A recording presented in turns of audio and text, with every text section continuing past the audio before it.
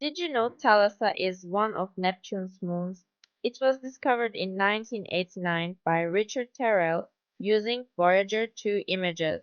Named after the primordial sea goddess in Greek mythology, Thalassa is fascinating. This moon has a radius of about 31,112 miles and an orbital period of just 0.311 days. Its diameter is around 51 miles with a mass of 3.7 kg 10^17 kilograms. Thalassa has a mean density of 1.3 grams per cubic centimeter. The gravitational acceleration at its surface is a mere 0.0013 meters per second squared. Interestingly, its period of rotation remains unknown, with an albedo of just 0.09. It reflects very little light, and guess what? The air pressure on Thalassa is a staggering 0 kilopascals.